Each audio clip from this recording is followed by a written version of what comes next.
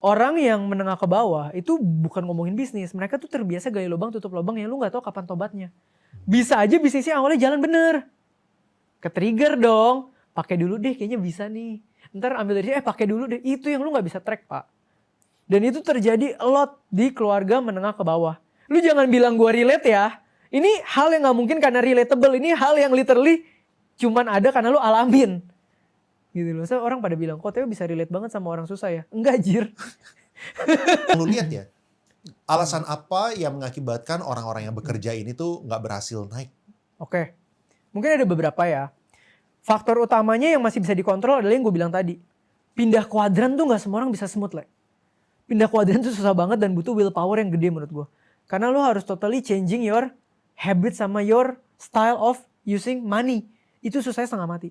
Dan yang kedua, lu tuh tidak pernah tahu beban apa yang lu harus pikul sebelum bisa membangun kekayaan lu sendiri. Oke, mungkin pertanyaan terakhir gue nih bro. Jadi kalau misalnya lu reflect ya dari seluruh kehidupan lu gitu.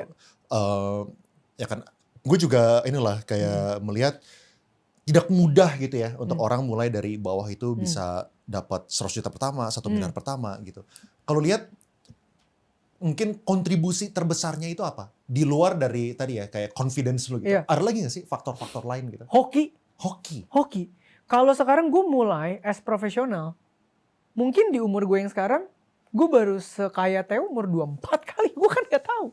23 kali. Itu kan 100 juta pertama gue tuh hoki, Pak. Gue ngerti hoki itu menjadi salah satu faktor. Pasti ya. Tapi kan kita harus memposisikan diri supaya kita bisa menerima hoki itu. Nah, gue tahu pertanyaan lanjutan lo. Jadi kita breakdown hokinya nih. Nah, ini sebenarnya as usual, ini very real menurut gue. Hoki yang gue maksud tadi adalah, kan semua orang udah ngomong, kesiapan bertemu dengan kesempatan. Tapi balik lagi, Pak. Kesiapan itu apa? Kesiapan tuh balik ke 4 tadi lagi, Pak. Apa yang lu masukin ke dalam otak lu untuk terus growing. Kemudian lu bertanggung jawab atas decision lu dengan finance, relation, network, semuanya. Sehingga menghasilkan lu jadi orang yang punya habit yang baik. Kenapa habit yang baik menolong growing? Karena kita growing itu pasti butuh orang lain. Setidaknya kalau kita kredibel dan trustworthy, itu setidaknya jalan kita minimal akan lebih lebar daripada orang yang tidak dipercaya. Baru yang keempat, kehidupan. Ini udah masalah momentumnya datang kapan gue gak tahu, Pak. Jadi yang penting lu fokus di prosesnya aja. Proses hidup tuh kayak buah-buahan, Pak. Misal, bulan ini lagi musim apa? Rambutan. Ya cuman rambutan yang berbuah di musim ini. Buah durian berbuah gak? Enggak. Durian akan berbuah di musim durian. Yang bisa lu lakuin apa sih? Dari benih tuh, nutrisinya lu serap, bangun jadi pohon, jadi batang, jadi daun. Buahnya kelihatan gak? Kagak, Pak.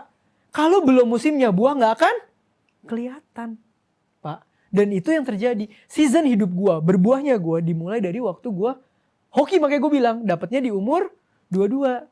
Gitu loh. Ada gak yang lebih hoki dari gue? Banyak. Ada gak yang lebih anggapnya hokinya lebih di belakang dari gue? Banyak.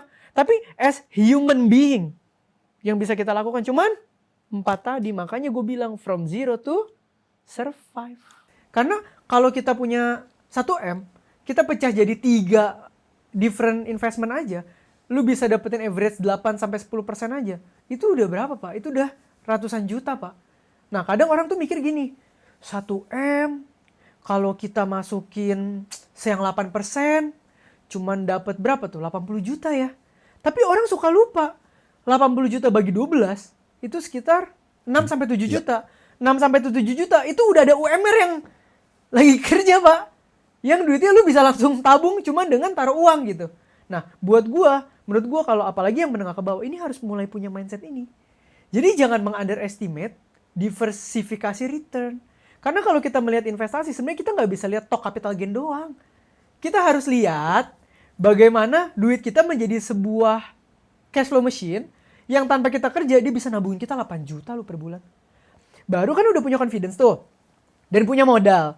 Maka lu bisa invest lebih lagi untuk network lu, ilmu lu, opportunity baru yang menghasilkan uang lebih banyak. Even gini, kalau tadinya kita cuma punya 100 juta, besok ketemu lu, ketemu MY, ketemu Andi, dikasih masukan, Pani apa-apa, ya gue beli gak berasa. Tapi dengan se-M udah ada, ketemu siapa yang paling bener gak ada, ketemu Kalimas ada, ya gue beli BTC. Ketemu Andri, gue beli Pani. Ketemu Leon, ya gue beli Makmur. Temu apa? Gue beli. Jadi duit semua, Pak.